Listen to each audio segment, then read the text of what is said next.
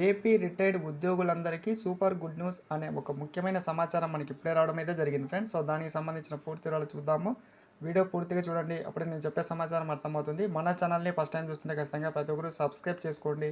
Subscribe చేసుకోవడం వల్ల ఇటువంటి ముఖ్యమైన ఇంపార్టెంట్ అప్డేట్స్ పొందవచ్చును. అలాగే మీకు వీడియో నచ్చితే తప్పకుండా లైక్ చేయండి ఫ్రెండ్స్. చాలామంది లైక్ చేయడం మర్చిపోతున్నారు. లైక్ చేయడం వల్ల ఇటువంటి ఇంపార్టెంట్ న్యూస్ మన పెన్షనర్స్ అందరికీ చేరుకుంటుంది. ముఖ్యంగా పెన్షనర్స్ అందరికీ, ముఖ్యంగా ఆంధ్రప్రదేశ్ సంబంధించిన రిటైర్డ్ పెన్షనర్స్ అందరికీ ఇప్పుడే సూపర్ గుడ్ న్యూస్ అయితే వచ్చింది. ఇక్కడ మెయిన్ టైటిల్ చూస్తున్నాం, పెన్షనర్స్కి సంబంధించి ఆర్థిక శాఖ కీలక నిర్ణయం అని చెప్పి డిఆర్ అరియర్స్పై కీలక ప్రకటన అయితే వెలువడింది. ముఖ్యంగా చాలామంది పెన్షనర్స్ అయితే అడుగుతూ ఉన్నారు, ఎప్పుడు డిఆర్ అరియర్స్ క్రెడిట్ అవుతాయని చెప్పి. సో దానికి సంబంధించి తాజా సమాచారం చూస్తున్నాం. ఏప్రిల్ 30 లోపు మనకి నెలాఖరు లోపు అందరికీ క్రెడిట్ అయితే అవుతాయి. అది చూస్తూ ఉన్నాం. ఆంధ్రప్రదేశ్ ప్రభుత్వం 4,600 కోట్ల రుణం అయితే ఈరోజు సమీకరిస్తూ ఉంది. మంగళవారం రిజర్వ్ బ్యాంక్ నిర్వహించే సెక్యూరిటీ వేలంలో పాల్గొని ఈ మొత్తం తీసుకున్నది ఫ్రెండ్స్.